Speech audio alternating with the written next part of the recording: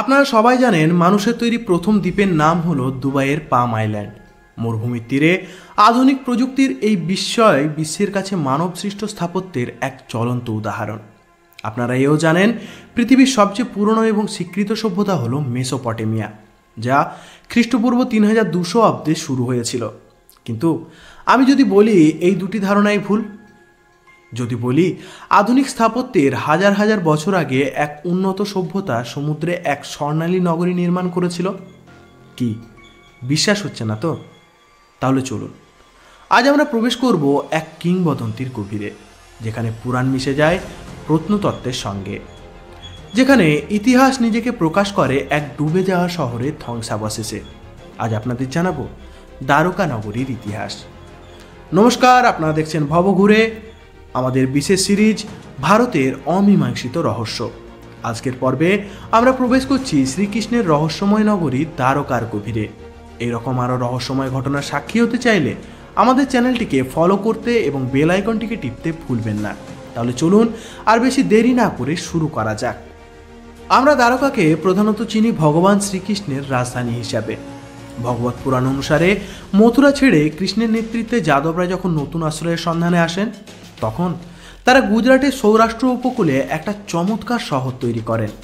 এই শহরটাই ছিল দ্বারকা, যার অর্থ স্বর্গের প্রবেশদ্বার। কথিত আছে বিশ্বকর্মা এই নগরী নির্মাণ করেছিলেন, যা ছিল স্থাপত্যের এক চরম নিদর্শন। স্বর্ণ, রৌপ্য এবং মূল্যবান রত্নখচিত অট্টালিকায় ভরা এক সুরক্ষিত দুর্গ শহর। এই পৌরাণিক বর্ণনাগুলি প্রায়শই কিংবদন্তি হিসাবে ধরে নেওয়া হয়, কিন্তু দ্বারকাকে ঘিরে রোমাঞ্চ শুরু হয় এর সময়কাল নিয়ে। হিন্দু ধর্মগ্রন্থ এবং জ্যোতিষশাস্ত্রের গণনা অনুসারে এই নগরীর বয়স আনুমানিক 5000 বছর থেকে শুরু করে এমনকি তা 9000 বছর পর্যন্ত হতে পারে বলে অনেকে দাবি করেন। যদি এই শেষ দাবি সত্য হয়, তবে এটি মেসোপটেমিয়া বা সিন্ধু উপত্যকা সভ্যতারও পূর্বসূরি। দ্বারকা যদি সত্যিই এত পুরনো হয়, তবে তা কোথায়? দীর্ঘদিন ধরে দ্বারকা ছিল শুধুই একটা গল্প, তবে বিংশ শতাব্দীর শেষ দিকে শুরু হয় আসল অভিযান। ভারতের সমুদ্র প্রত্নতত্ত্বের জনক বিখ্যাত গবেষক এস.আর. রাও এই রহস্যের সমাধানে নামেন। 1980-র দশকে দ্বারকাধীশ মন্দিরের কাছে আরব সাগরের গভীরে শুরু হয় প্রত্নতাত্ত্বিক খনন। সমুদ্রের তলায় অনুসন্ধানকারী দল যা আবিষ্কার করে তা বিশ্বের বিজ্ঞান সমাজকে চমকে দেয়। ধ্বংসাবশেষের প্রমাণ মেলে বিশাল পাথরের দেওয়াল ও কাঠামো নিয়ে। সমুদ্রের গভীরে একটা সুসংগঠিত শহরের বিন্যাস পাওয়া গেল। বিশাল পাথরের ব্লক যা সুনির্দিষ্টভাবে কাটা এবং বসানো, একটা সুরক্ষিত প্রাচীরের অস্তিত্ব প্রমাণ করে। একটা চতুর্ভুজাকার বিন্যাস। আবিষ্কৃত শহরটি একটা সুপরিকল্পিত চতুর্ভুজাকার বা গ্রিড বিন্যাসে তৈরি বলে মনে করা হয়, যা সিন্ধু উপত্যকা সভ্যতার শহরের বিন্যাসের কথা মনে করিয়ে দেয়। কিন্তু এর নির্মাণকাল আরও প্রাচীন হতে পারে। শিল্পকলা এবং মুদ্রা খনন কার্যে বিভিন্ন ধাতব বস্তু, প্রাচীন লিপিখচিত পাথর এবং ধর্মীয় সিলমোহর পাওয়া যায়, যা নিশ্চিত করে এটি একটি উন্নত এবং সক্রিয় বন্দর ছিল। প্রাচীন নোঙর। সমুদ্রের গভীরে পাওয়া বিভিন্ন আকারের পাথরের নোঙর ইঙ্গিত দেয় যে দ্বারকা একসময় ভারত মহাসাগরের একটি অত্যন্ত গুরুত্বপূর্ণ এবং ব্যস্ত বাণিজ্যিক বন্দর ছিল, যার সম্পর্ক হয়তো মিশর বা সুমেরের মতো দূরবর্তী সভ্যতার সাথেও ছিল।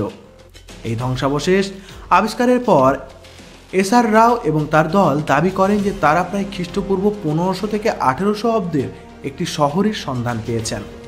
এরপরই আসে আরও বড় চ্যালেঞ্জ, ঐতিহাসিক সময়ের থেকে প্রশ্ন করার মতো প্রমাণ।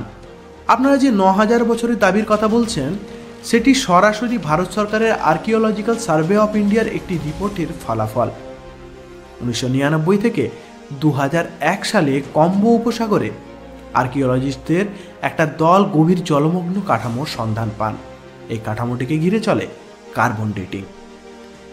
এর গুরুত্বপূর্ণ রিপোর্টে কার্বন ডেটিং কঙ্গো উপসাগরের ওই স্থান থেকে সংগঠিত কাঠ এবং অন্যান্য জৈব পদার্থের কার্বন ডেটিং পরীক্ষা করা হয়। এই পরীক্ষার ফলাফল অনুযায়ী ওই কাঠামোর বয়স প্রায় 9000 বছর, খ্রিস্টপূর্ব 7500 বছর প্রায়। শহরের সাদৃশ্য। গবেষকরা দাবি করেন যে তারা একটা সুপরিকল্পিত শহরের ধ্বংসাবশেষ খুঁজে পেয়েছেন, যার রাস্তাঘাট, দেওয়াল এবং বাড়িঘরের কাঠামো অত্যন্ত আধুনিক। যদি এই ৯,০০০ বছরের কার্বন ডেটিং নির্ভুল হয়, তবে এটি বিশ্ব ইতিহাসের সময়রেখাকে পুরোপুরি উল্টে দেয়। মেসোপটেমিয়া, খ্রিস্টপূর্ব ৩,২০০ অব্দ। মিশরীয় সভ্যতা, খ্রিস্টপূর্ব ৩,১৫০ অব্দ। সিন্ধু সভ্যতা, খ্রিস্টপূর্ব ২,৫০০ অব্দ। এই সবকটি সুপরিচিত সভ্যতা শুরু হওয়ার ১,০০০ বছর আগে দ্বারকার অস্তিত্ব ছিল বলে প্রমাণিত হতে পারে। যদি তাই হয়, তবে দ্বারকা হতে পারে পৃথিবীর বুকে মানুষের তৈরি প্রথম সুসংগঠিত নগরগুলোর মধ্যে অন্যতম। এটি কেবল একটি পৌরাণিক কাহিনী নয়, বরং হতে পারে মানব ইতিহাসের হারিয়ে যাওয়া এক স্বর্ণালী অধ্যায়। এইবার আসি কেন এই বিতর্ক সেই সম্পর্কে। এত বড় একটা আবিষ্কার কেন সার্বজনীনভাবে গৃহীত হয়নি? এর পেছনে রয়েছে দুটি প্রধান কারণ। প্রথম, প্রমাণের অভাব। কঙ্গো উপসাগরের আবিষ্কারটি নিয়ে বিতর্ক রয়েছে।